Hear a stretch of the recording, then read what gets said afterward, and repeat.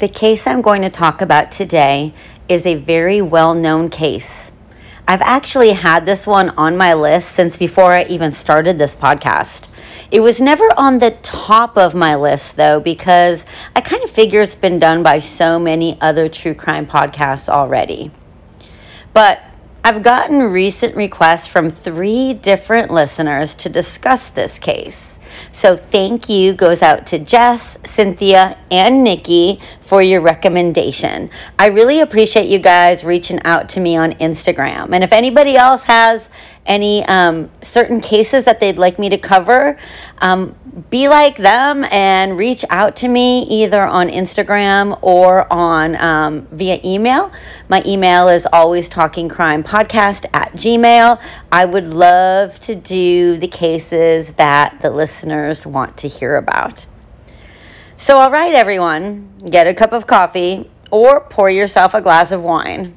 Put on those so comfortable leggings and join me for our latest episode of the Always Talking Crime podcast. We are going to talk about the Lululemon murder and the brutal death of Jayna Murray.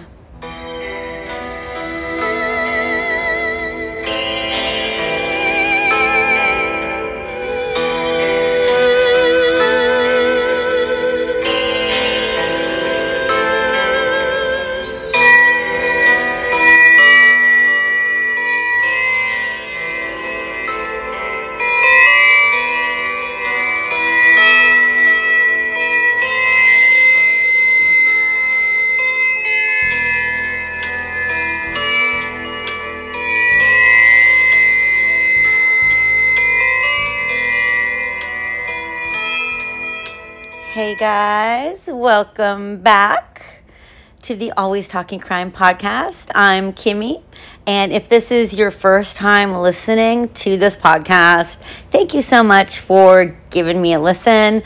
I really appreciate everybody being here. I'm having a blast with this podcast. This is episode 25, I believe, and I'm just getting started, guys, but I really appreciate everybody's support. We hit 1,000 downloads on Monday, or actually it was last Sunday. We hit 1,000 downloads, and we've far surpassed that now. So I have that Tumblr that I'm going to be doing a drawing for today. I keep meaning to do it, but I've just been so busy at my regular job. Not to make excuses, but I'm going to make excuses because I've been so busy. We're shorthanded. Our manager suddenly left, and my coworker wanted to be promoted to manager. So there's only he and I, and so it's just a little bit chaotic right now. But when I do the drawing, I want to make sure that I have everybody into the drawing before I pull a name, and I haven't had a chance to go through and double check to make sure that I have everybody's names in there that should be in there. So probably by the time you are listening to this, I will have announced it, but it's Thursday right now. I always try to record the Thursday before the Sunday episode drops. So I totally plan on doing the drawing later tonight, so I don't even know why I'm talking about it, because you're probably listening thinking, Kimmy, we already know who won. But anyways, I should have announced it already. So sometimes I suck, and I'm always willing to admit it. But anyways, thank you all for being here. We're going to talk about this case right now. On the morning of March 12th of 2011, Rachel, who was the store manager at the Lululemon store in Bethesda, Maryland, arrived to open the store for the day. She arrived at about 8 a.m. The first thing she noticed was that the front door to the store had been left unlocked overnight. This was immediately a huge red flag. If any of you have ever shopped at a Lululemon store, you already know how expensive their merchandise is. One pair of their most basic leggings starts at $98. This store is placed in a shopping center called Bethesda Row, and it sits amongst other high-end stores. In fact, right next to the Lululemon store was an Apple store. To have a luxury store just left unlocked overnight is really pretty alarming, and I would have been, upset as well if I would have been Rachel. And I'm sure that Rachel's first thought was probably, who the hell closed last night so I can rip them a new asshole? But anyways, when Rachel opened the front door to the store, she immediately noticed that the store had been rummaged through. There were shirts thrown around, items from the shelves were laying on the floor, and there was a mannequin laying on the ground as well. Panicking, Rachel ran back outside because she realized that the store has had intruders and could possibly still have intruders. Standing outside was a huge ass line of people waiting to get into the Apple store. Apparently, that day, Apple was releasing their iPad 2, and of course, people could not wait to get their hands on it. Rachel immediately ran up to one of the men standing in line. I guess he was smoking a cigarette, and he asked him if he didn't mind helping her. His name was Ryan Howe. Rachel told him that she believed someone might still be inside her store and she didn't want to go in there alone. Rachel explained to Ryan what was going on and asked Ryan if he had noticed anyone hanging around the Lululemon store. Ryan said he'd been waiting in line for a couple hours at that point, and he said he hadn't noticed anything sketchy going on around the store. I'm not certain why their first thought was not to immediately call the police department, but Ryan offered to go into the store with Rachel to make sure nobody was in there. They went inside, and as they made their way towards the back of the store near the cash registers, they realized that every single cash register was open and emptied of cash, which to me didn't seem all that strange at first because I've worked in retail before and stores typically keep their cash in a safe overnight, but perhaps they kept the drawers with a minimal amount of starting cash for the next day. I don't know anything about Lululemon procedures. But anyways, to Rachel, it was clear that a robbery had occurred at that point. The further they got into the store, the more of a mess there was. But then they noticed dried, bloody footprints all over the floor that led to the employee break room. Rachel totally freaked out at this point and moved back up to the front of the store and finally called 911. I'm sure she was terrified of what she would find in the break room, so she wisely didn't even attempt to go in there. Ryan, however, followed the bloody footprints. Can you imagine? Like, all this guy had on his agenda for the day was to get his hands on one of those new iPads, but now he's literally walking right into a bloody crime scene. As Ryan made his way further into the back room, he came across the body of a deceased woman. She was lying face down in a really, really huge, thick pool of blood. Her face was completely unrecognizable. He could see long hair, though, and honestly, that was the only way he said that he even knew that the victim lying there was a female. He noticed that she had a rope around her neck and that there was a toolbox left on top of her upper back. Of course, he was completely and understandably freaked out. He turned around to go back to the front of the store where Rachel was, but then he heard moaning sounds coming from the employee restroom. He opened the door, and there he found another female laying there on the floor in a pool of blood. She was curled up on the floor with her hands and feet both zip-tied. He couldn't quite tell how badly she was injured, but he could clearly see that there were cuts and open wounds on her. Ryan realized that time was of the essence, so he ran back to Rachel, who was still on the phone with police. He told her that they needed an ambulance. Once Ryan explained to her what was going on in the back of the store, Rachel realized that the victims were probably the employees that had closed the store the night previous. Their names were Jayna Murray and Brittany Norwood. Jayna Murray was born on November 22nd, 1980 in Wichita, Kansas, to parents David and Phyllis Murray. Jayna loved animals, dance, and travel. She spent the majority of her childhood in Texas and then attended St. Louis University in Madrid, Spain for 2 years. She then graduated with a Bachelor of Science degree from George Washington University in Washington, D.C. Jayna was also near completion of 2 master's degrees. Not just 1, but 2. She's freaking awesome. Masters of Communication was one, and Masters in Business Administration was the other one. They were both from Johns Hopkins University, which is also located in Washington, D.C. So after spending 5 years working at Halliburton, which is one of the largest oil field serving companies, Jayna became a sales team leader for Lululemon apparel.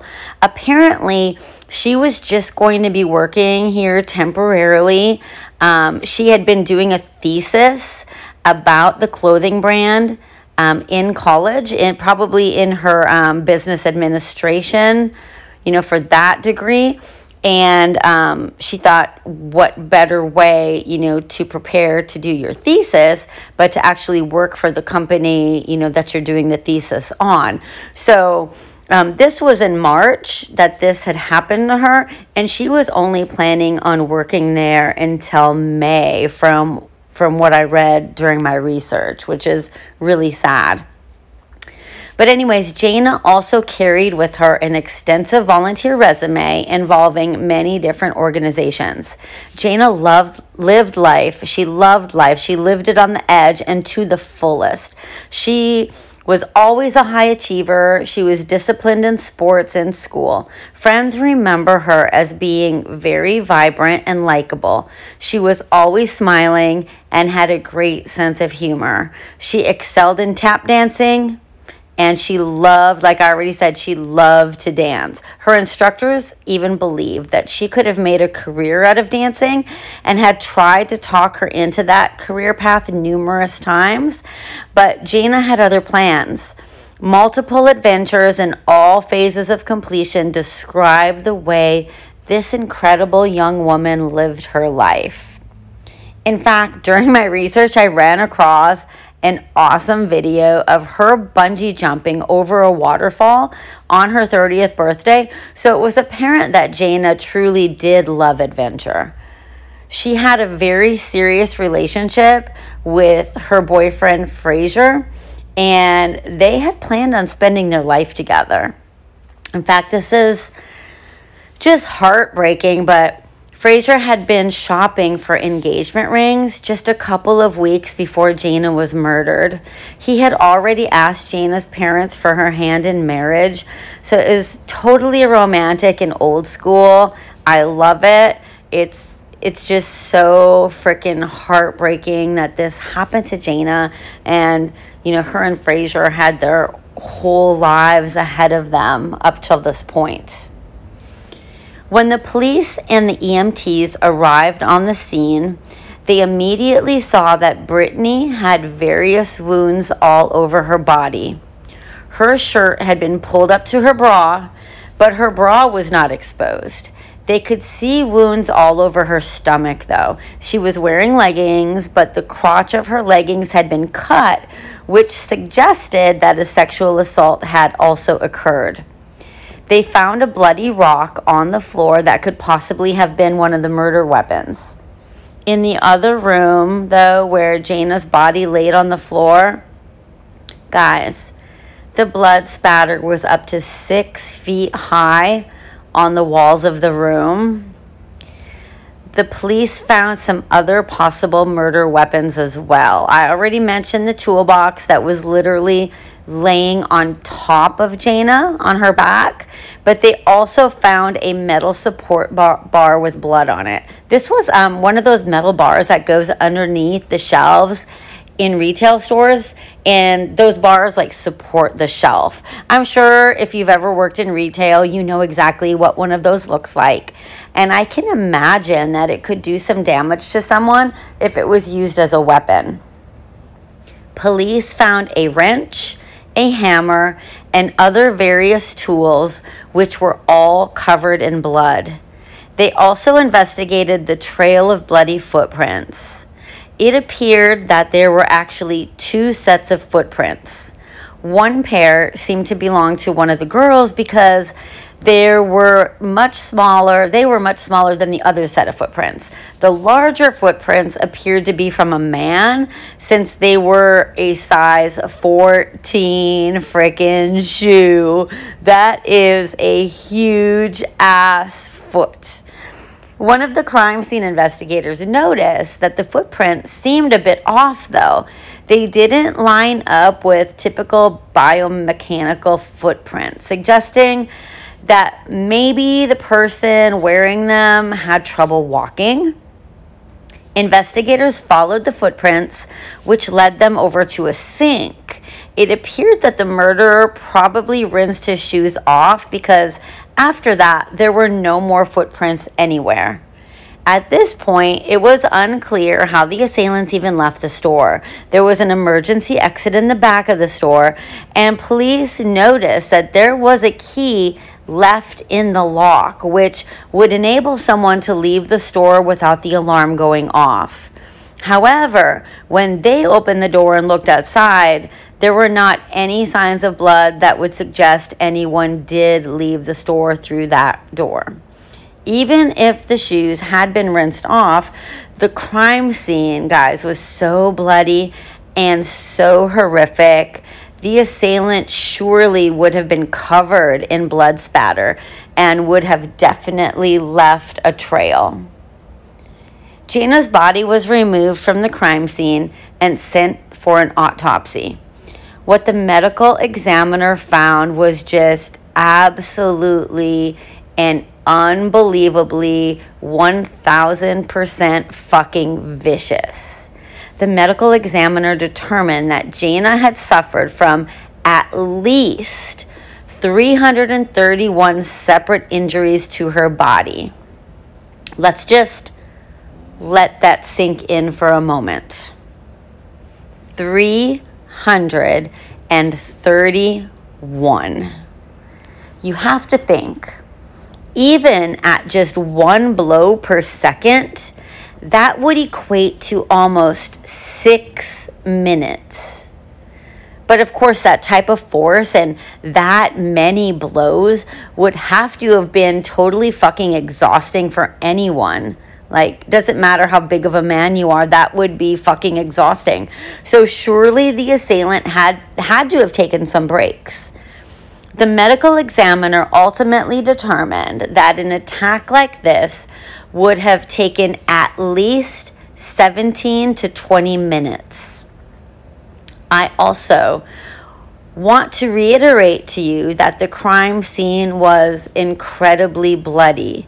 There were pools of blood, which indicated that sadly, Jayna had been alive and bleeding through like the entire attack. In order to actively bleed like this, you have to have blood pressure and a beating heart. Like, she may have been in and out of consciousness, but she was alive.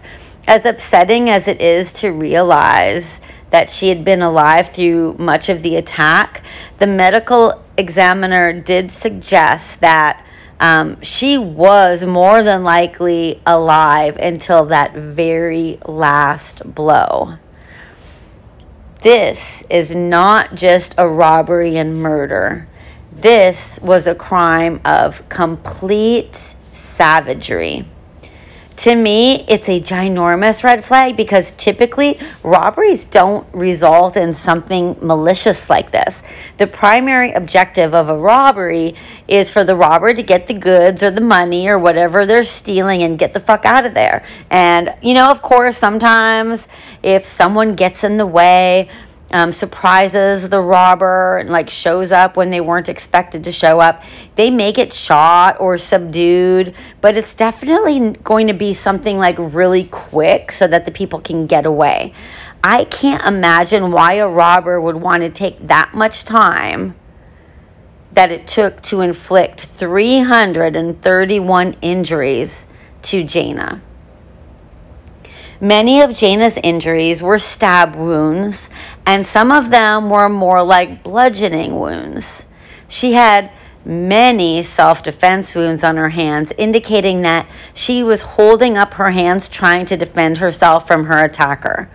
But get this, out of the 331 injuries counted, about 200 of those injuries were done to her head, her face, and her neck. She suffered from 13 different skull fractures, and then that final stab wound on the back of her neck that severed her spinal cord. Meanwhile, Brittany was rushed to the hospital where she was evaluated for her injuries. It became immediately apparent that Jayna was the one who received the brunt end of this attack because many of Brittany's injuries were superficial. She didn't need many stitches since almost all of the injuries were not very deep and just needed to be cleaned up. She did have one injury to her forehead and one injury to her hand that had needed more attention, and she told the doctor that she had been sexually assaulted as well.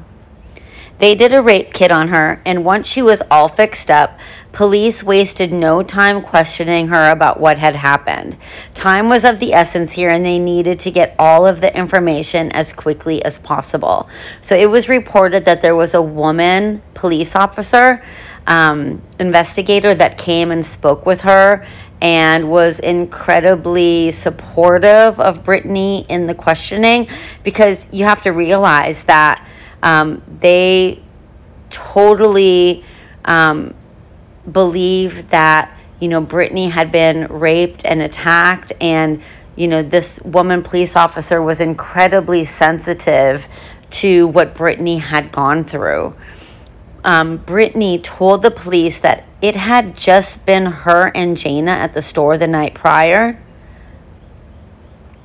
Jayna actually was not even originally scheduled to work, but another manager had asked her to switch shifts.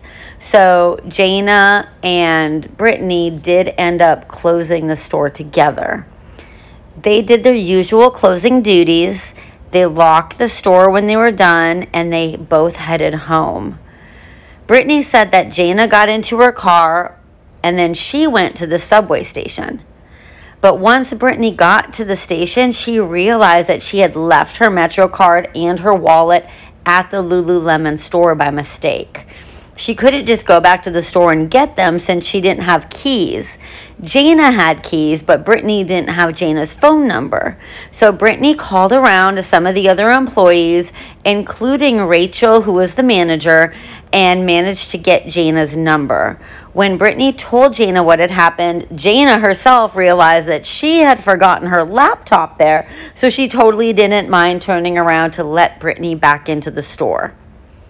Brittany was waiting outside the store when Jayna pulled up and illegally double parked right in front of the store, since they were just figuring they were running in quickly and then coming right back out.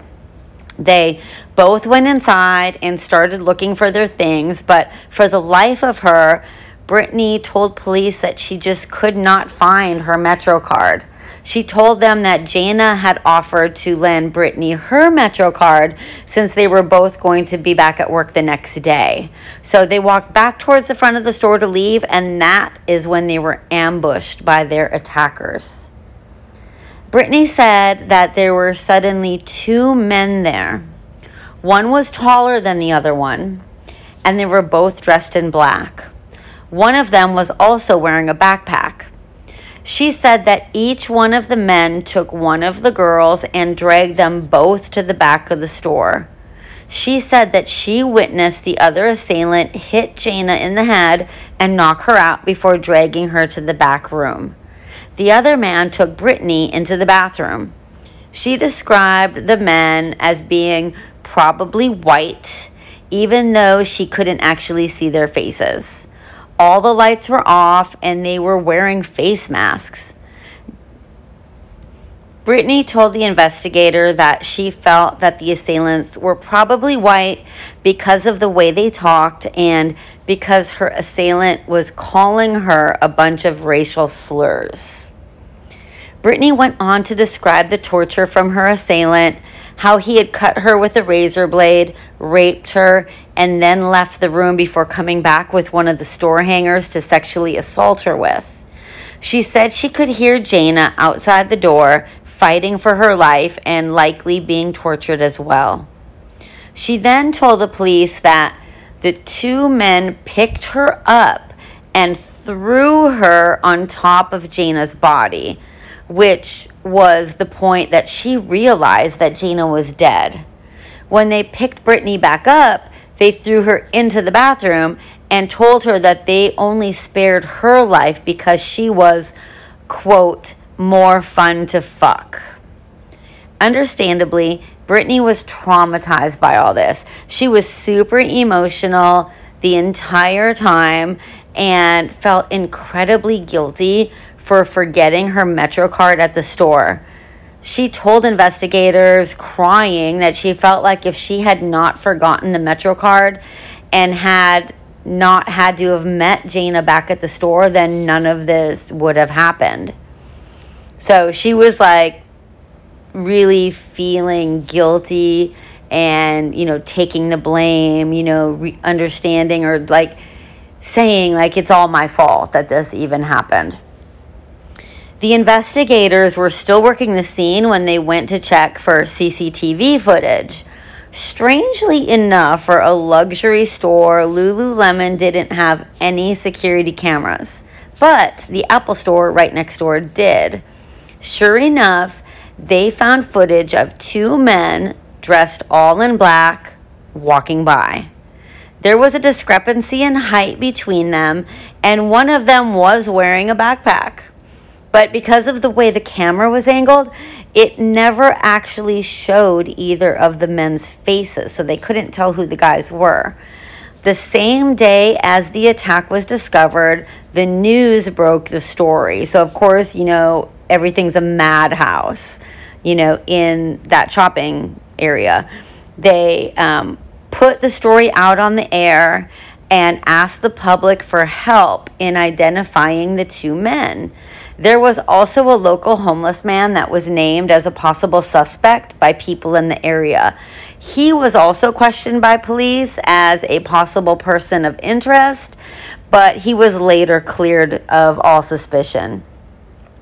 At the same time this was all going on, police also began questioning employees of some of the surrounding stores. They wanted to see if any of them had any information that would help them with the case. They started at the Apple store right next door, and sure enough, one of the employees that had closed the night of the attacks said that she had heard noises coming from Lululemon shortly after 10 p.m. that night. She told them that she heard what sounded like loud thuds, dragging, and grunting noises, as well as high-pitched squealing. It was apparently so bad that she discussed it with the Apple security guard as well as her manager. She also recalled that there was a female voice saying, "Talk to me, don't do this. Talk to me. What's going on?" And that the plea was followed by screams and calls for help, with someone apparently saying, "God help me, please help me."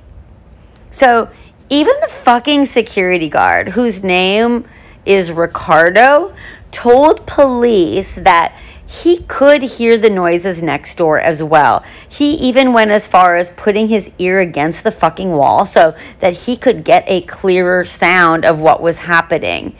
But all he did was bang on the door with his fist, almost like a message to whoever was making such, loud noises to keep it down. Like somebody would do in an apartment building if you have like a noisy neighbor upstairs, so you like bang on the ceiling with a broomstick or some shit like that. I guess after he banged on the door, all the noise stopped. But none of them ever even fucking thought to call the police. What the actual fuck? Like, why? Like, why would you not call the police? Like, that is crazy. And I understand that this security guard only worked in the Apple store. He was not a security guard for, like, the entire shopping area. But he should have fucking called police for sure. If the employee and the manager didn't, he should have known. I really hope this Ricardo dude lost his job after that, because that is fucking horseshit, bullshit, bunch of crap. It makes me so mad because you don't know if they would have called the police right then and there. Jayna's life could have probably been saved. Maybe not probably, but I mean, there's a chance that the police would have gotten there to interrupt, the attacks, and, could have potentially gotten her help before she passed away. As investigators gathered more evidence, one thing they realized is that Jayna's car was nowhere to be found. Brittany told them that Jayna had parked right outside the store, like right in front of the store, but it was no longer there. Their assumption was that maybe the assailants had taken off in her car. Police went over the details of the car, make, model, all that kind of stuff, and pointed out that her car still had Texas plates on it.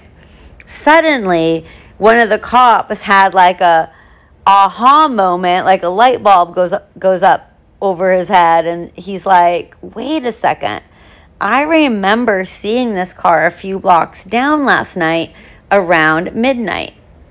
He remembered the car being parked with its lights on and seeing someone sitting in the passenger seat. Midnight would have been about 2 hours after the attack inside the Lululemon store, according to Brittany's timeline. He took the rest of the investigators to the location he had spotted Jayna's vehicle, and sure enough, the car was still there. So while the car was being examined for evidence, one of the detectives decided to stake out that area. Within a couple of days of the attack, he sat there in his car and just people watched in the shopping area, waiting to see if maybe the assailants would return to the scene of the crime. It was entirely unlikely, but not completely impossible. So he waited and waited, and finally, after hours and hours of watching, he spotted two men with a disparity in height who were dressed all in black. He was absolutely sure that these were the men in that security footage video. He approached them with some screenshots of the men in the video, and they both said immediately, yeah, that's us. But here's the thing. Both of these guys were waiters at a nearby restaurant. They were wearing all black because it was their fucking uniform, and they were walking in the same direction because they lived near each other. So their alibis completely checked out, and now the detectives were back to square one. They went back over all of the evidence again and started to come up with some questions. So first of all, the shoe prints. Going through the crime scene, they actually ended up finding the pair of shoes that left the size 14 shoe prints, and they were a pair of Reebok trainers. As they were talking to the store manager, Rachel, about these shoes, she told them that they belonged to the store. The shoes were actually kept in the store for customers to use when trying on the Lululemon clothing. Police also began to question the injuries that Brittany sustained versus the injuries that Jayna had sustained. Like, funny.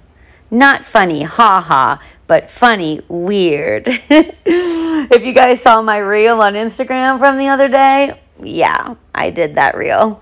But anyways, like I mentioned already, most of Brittany's injuries were just superficial ones, and only 2 of them ended up needing stitches. Like I already mentioned, the one on her forehead and the one on her hand. Police also recall that the Apple employee and security guard next door only reported hearing female voices the night of the attacks.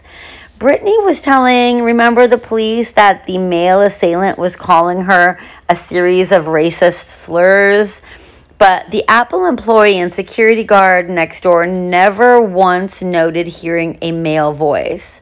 Again, funny, weird.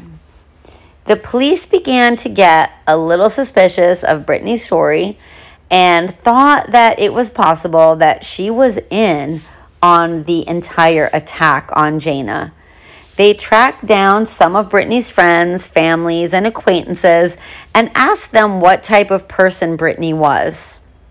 What they found out was not at all flattering to Brittany's character. They found out that while she was growing up, Brittany would babysit, and over time, the families that hired her to babysit would start to notice little things in their homes go missing. Pieces of jewelry, spare change that had been lying around, little things like that.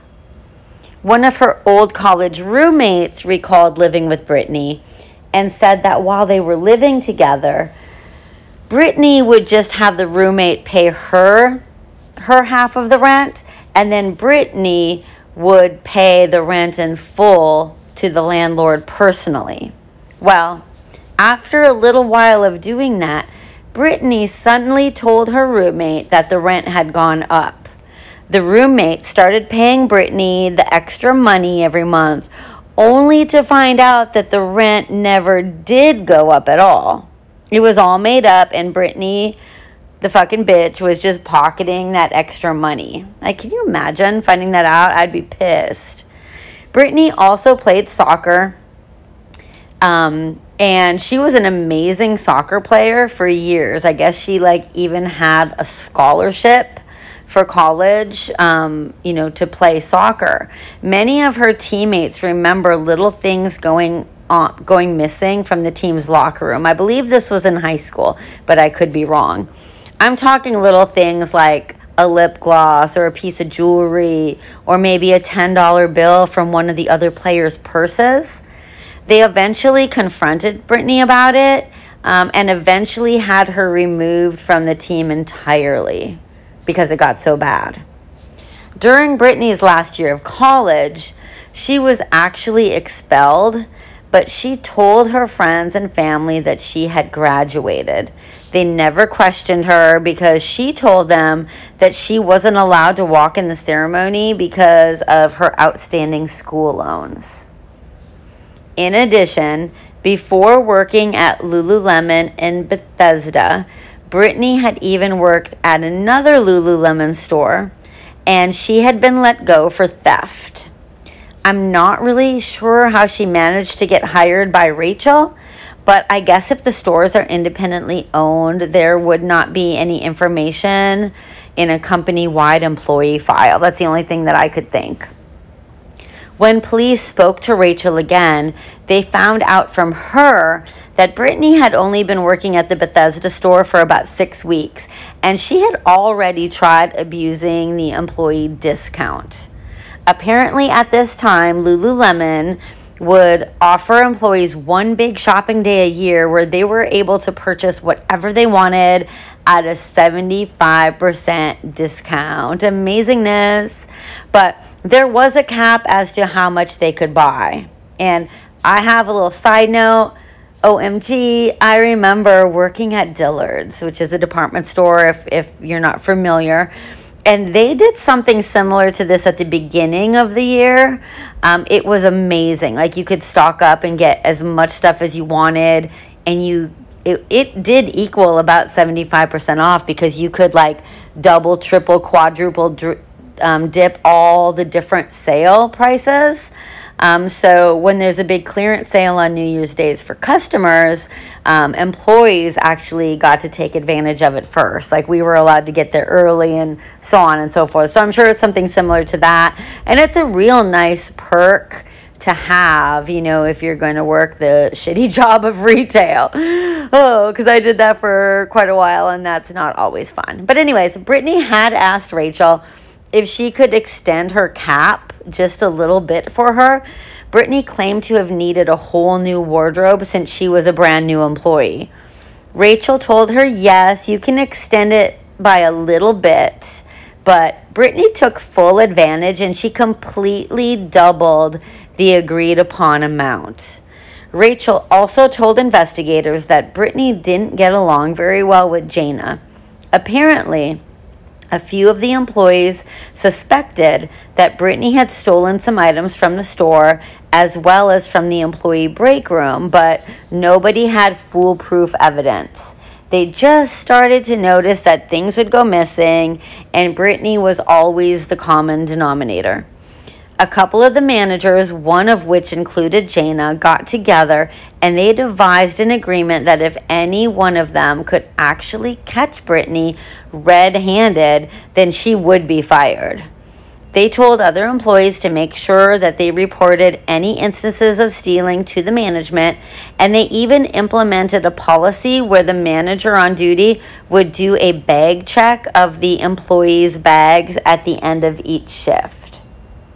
On the day prior to Jayna's murder, Rachel said that Jayna reported to her that she thought she had seen Brittany put a pair of leggings into her purse. And at the end of the shift, Jayna asked Brittany if she could check her bag. And Brittany told Jayna that another employee had already checked it previously. She gave her the name of that employee. So, of course, Jayna went and asked that employee, you know, that girl about it. And the girl is like, no, I never checked her bag. So Brittany had been caught in a lie. Rachel was planning to speak to Brittany about the incident the following day at work and, like, literally let her go. But meanwhile, police got results back from Jayna's car. There were a bunch of little blood spots found throughout the car. The blood belonged to both Brittany and Jayna, which would make total sense if the killer had their, blood all over them and then had gotten into the car to move it. But the really odd thing is that they also found a Lululemon hat inside the car.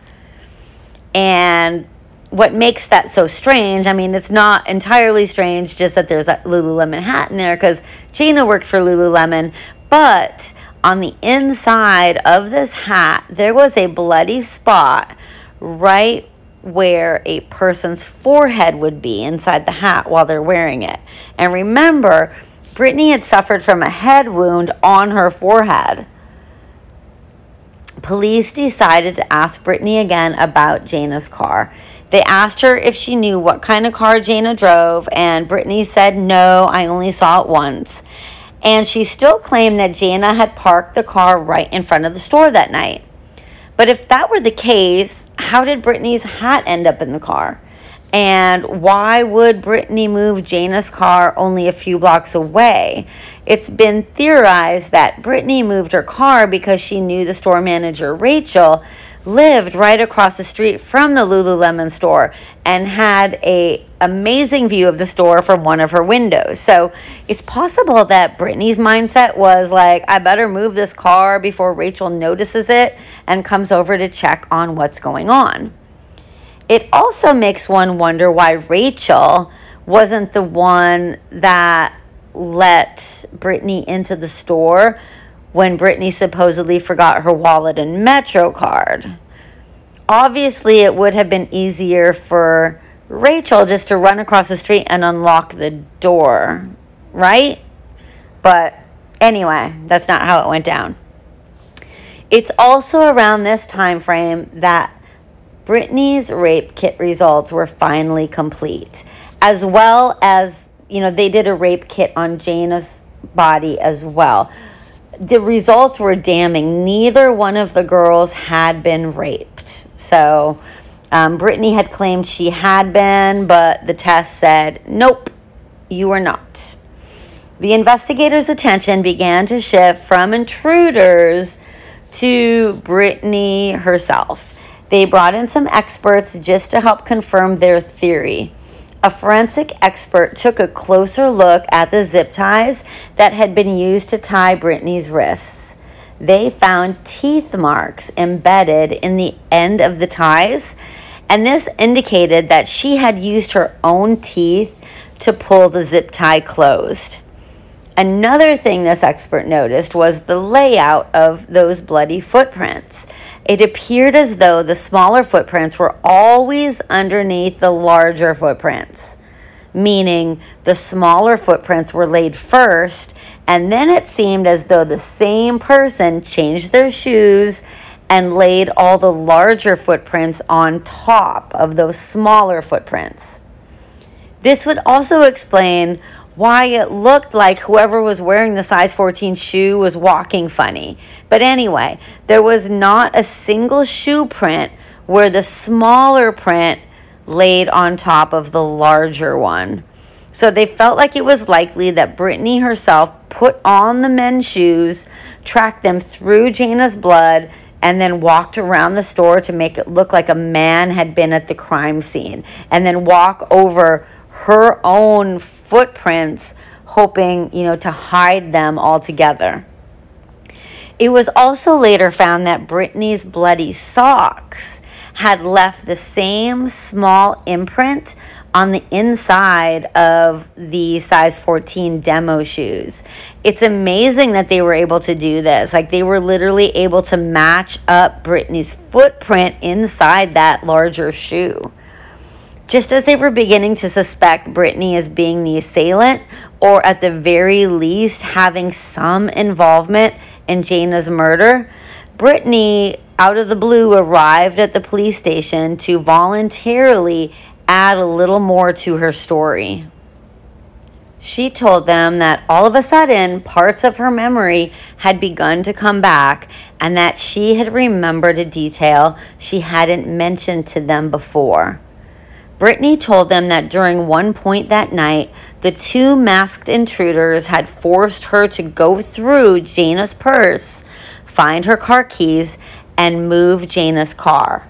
So now she is literally telling them that these attackers trusted her to leave the store, trusted her to drive Jayna's car down the street and park it somewhere else, and trusted her to then walk back to the store without calling the police or getting help. And the kicker is that she even told them that as she walked back to the store and the assailants, she passed by a cop but didn't try to get help. Funny, weird. The cops obviously didn't believe this complete and utter horseshit and decided just to come out and confront Brittany. When they did, she started to get really emotional and super defensive. And finally, the cops just laid it all out on the table to her. After they told her all of the evidence they had against her, her only response was, "Can I go home now?" Rather than give in to that question, they asked her to give them a minute. They left the room and they decided to bring in two of Brittany's siblings, Chris and Marissa. I guess they had driven to the police station with Brittany. In front of her siblings, they reviewed the evidence again and all of the reasons that they believed that Brittany was the one actually responsible for this heinous crime. Her sister Marissa got really upset and had to leave, but Chris asked to speak with Brittany privately. Chris was pleading with Brittany to be honest with him, and she told him that she didn't want to talk about it there. he asked her, I think he asked her something like, tell me you didn't do this, or did you do this? And she said something like, yes, but I don't want to talk about it here. I don't know if that was exactly it, but it was something like that. And of course, there was video surveillance inside the room, and police could see and hear the entire conversation. And this conversation was all the police needed in order to arrest Brittany. And on March 18th, only 7 days after Jayna was killed, police arrested Brittany for the murder of Jayna Murray.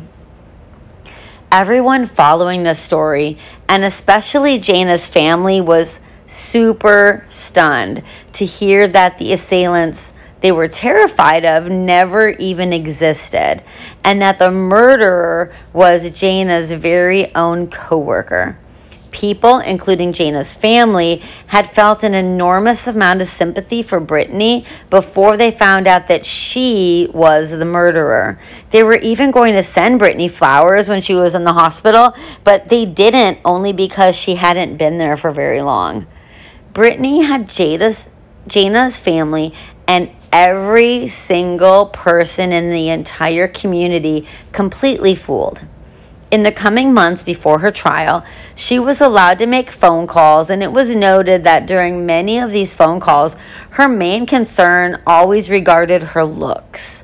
She was stressed about not being able to get her hair done or her nails done. Boo-hoo fucking who.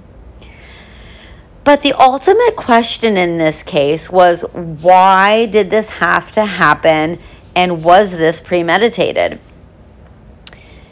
The jury only took 21 minutes to deliberate before they found Brittany guilty of first-degree murder. The judge on this case, Robert Greenberg, sent her to life in prison without the possibility of parole. He had some scathing words for Brittany during the sentencing phase. He locked eyes with her while he called her crime, quote, cold-blooded, brutal, calculated, deliberate, devious, and malicious. He said, "You're one hell of a liar, ma'am, and I have no doubt, Ms. Norwood, that you are a deeply troubled woman. My sympathy for your plight does not begin to approach what I feel for the Murray family." He continued to say that with or without parole, quote, "you will live. You will see another sunrise, another sunset. It may be through a prison window. There'll be Christmases, there'll be telephone calls, there'll be visits. The only visits Jayna Murray will have are those to her grave." Brittany has tried appealing her sentence, but her appeals have all been denied. Her appeal was based on two arguments. The first argument is that as detectives closed in on Brittany, they interviewed her twice at police headquarters without properly advising her of her Miranda rights to refuse to answer questions and consult an attorney. Norwood's attorneys also contend that the trial judge allowed too much opinion-related testimony from one of the patrol officers by the name of Colin O'Brien. He recalled seeing a wound on Brittany's right hand after she arrived at Suburban Hospital. O'Brien told jurors about specific palm cuts he had seen when he worked as an Army medic. Wounds that were caused when a person is wielding a knife and the knife accidentally slips into his or her own hand. In the Attorney General's response, attorneys addressed O'Brien's wound testimony first. Their argument: his testimony was proper, but even if it weren't, there was so much other evidence against Brittany Norwood that the opinion was not critical to the jury's verdict. As O'Brien told jurors, he was already at Suburban Hospital on the morning of March 12, 2011, when Brittany arrived in an ambulance. As she was being treated, O'Brien helped place her bloody clothing into evidence bags. He also noticed the cut on her right hand, which was a type of injury he testified about. Here's what he said when he testifies. A lot of times you can see knife injuries, particularly when you cause them to yourself, that are lacerations that are straight to the hand that was holding the blade. Norwood's appellant attorneys argue that amounted to expert testimony, which should have come from someone with more of a scientific background. But the lawyers at the Attorney General's office saw it differently. They argued that the trial judge halted O'Brien from offering much opinion, and that Brittany Norwood's own attorneys admitted that she had attacked Jayna Murray. Of course, Jayna's parents were just completely heartbroken over all of this. Jayna's mom has had a really hard time parting with Jayna's things. When she went to her apartment after the murder, she had found a partially finished can of Dr. Pepper, which was Jayna's favorite drink, and she couldn't bring herself to throw it away. The grief was just insurmountable, and she described it as a pain that ripped through our bodies. The grief is like a lightning strike. It is so powerful. It is so intense. This individual must be removed from society forever. The Lululemon store in Bethesda was still there for a while after the murder. And above the windows in front of the store, they put up a beautiful glass mosaic with the word love, which they dedicated to Jayna. People still dropped off flowers and cans of Dr. Pepper in Jayna's honor. The store ended up moving to another location since then, and when they did so, they gave that beautiful mosaic glass to Jayna's family. There is an interesting book that I would like to read. I didn't get a chance to get my hands on it in order to read it before recording this episode, but it looks really interesting. I heard there's a lot more information in there.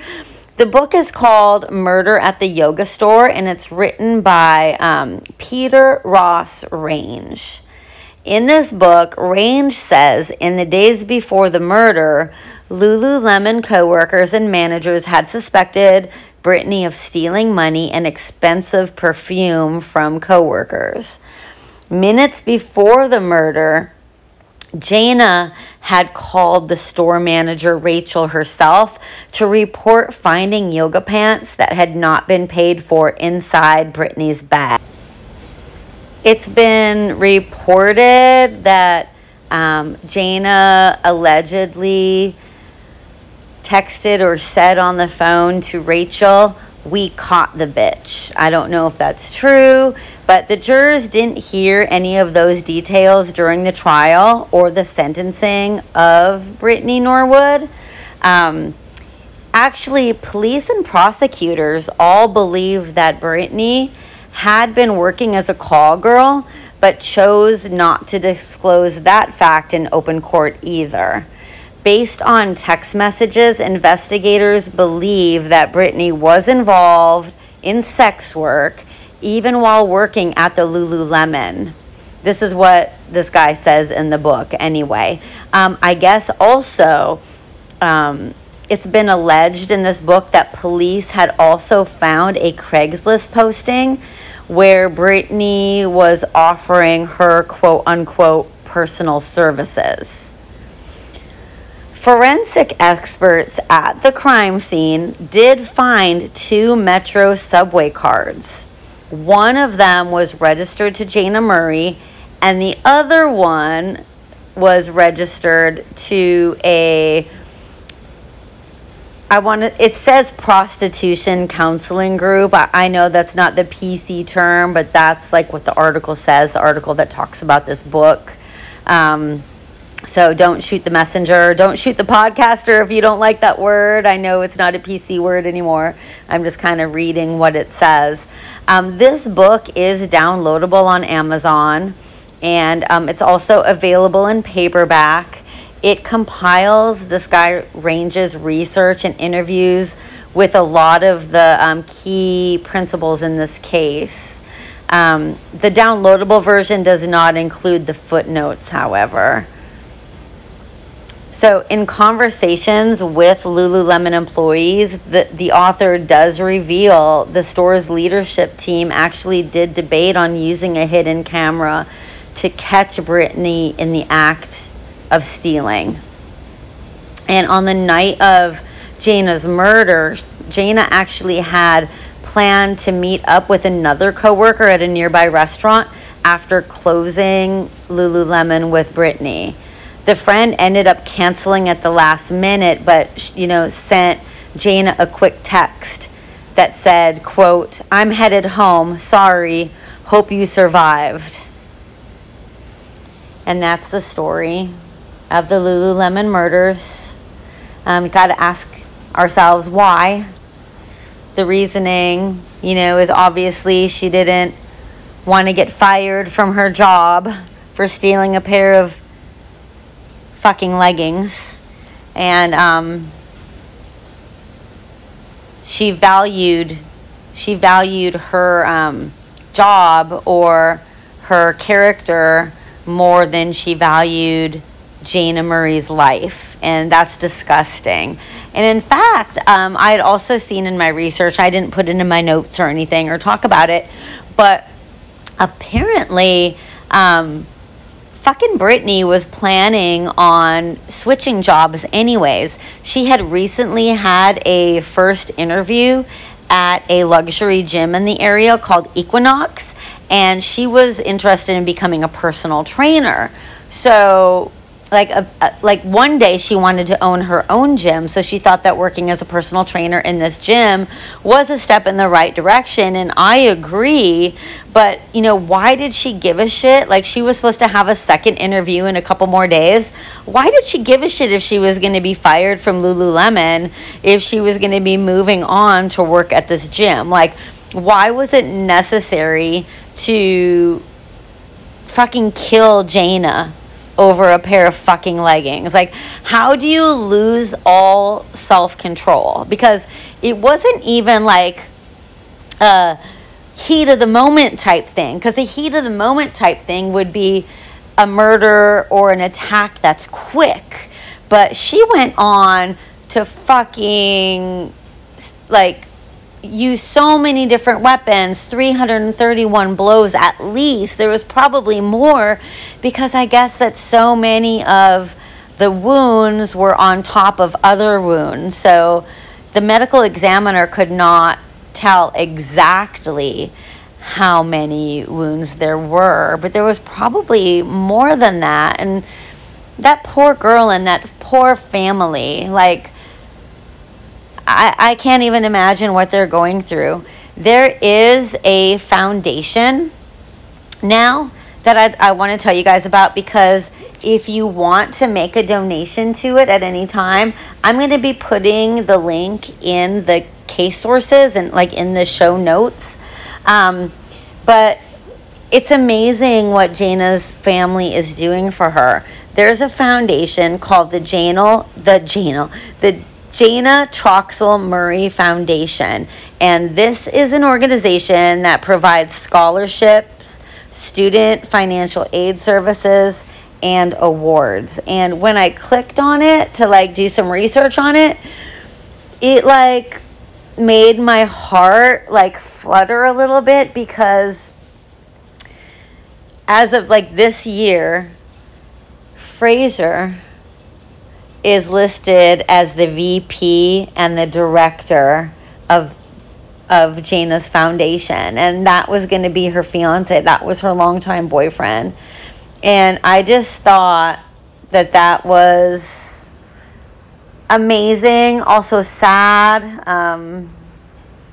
I hope that he's, you know, been able to move on and lead a decent life. I mean, I can't even imagine what it was like, you know, for him to lose her. And her mom sounds like she's absolutely devastated. I'm sure her father is too. And there was also another sad story I want to tell you guys before I end this episode. Apparently, Jayna had sent a package and a note to her brother and before she was murdered, and it actually got to him 2 days after he found out that she had been murdered. So that had to have been devastating for him to receive that after the fact. I can't even imagine, but they miss her every day. They say that they don't really ever give Brittany a thought, but every single day they still miss Jayna. It's been 11 years now. I'm sure they will all miss her forever. Sounds like she was a wonderful person. It sounds like, she had a lot to offer the rest of the world, and Brittany took that away. Brittany Norwood took that away from all of us. We don't know, what Jayna could have accomplished in her lifetime. And, that's really, really sad. So anyways, guys, that's it. That's all I'm going to say about it. I've seen some podcasts. Like, before I decided to do this, I did a quick search on Spotify to see, how many people actually did this case, and there were a lot of other true crime podcasts that did. And like I said, since I had the request, I did it anyways. There were many true crime podcasts that actually broke this case into 2 parts, and then there's others that only had a 30 or 40 minute episode. So just know that there's a lot of information, and if this is something that you feel like you want to learn more about, I would suggest reading that book. There's a Snapped episode on this case. I believe there's many other documentaries as well. There's a lot of research that you can do to know more.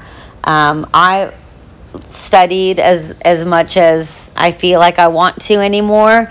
I'm probably going to send a donation to the Jayna Murray Foundation at some point on behalf of the podcast, which I feel is the right thing to do. Honestly, I love true crime. I love the dynamics behind the curtain of true crime. It's interesting to kind of talk about, theories and why people do the fucking shitty things that they do to other people. And this case, totally stumped me because by all accounts, Brittany had a great upbringing. She was one of 9 children, I believe it was. So she had a large family. But both of her parents worked. They had a good upbringing. There wasn't any kind of abuse. They weren't poor. She wasn't, abused by any family members. The only thing that I could find negatively about her was that she was reportedly a klepto. So I don't know. It's totally a mystery. That's all I can think of. That's the only word that I can think of is who fucking knows why. But at least she doesn't have the opportunity to wear fancy little leggings anymore, and she doesn't get the opportunity to get her hair and her nails done, and she just gets to sit in prison and rot. So anyways, guys, thanks for hanging in there with me. And like I said, if there's a case you want me to do, let me know, because I'm happy to oblige.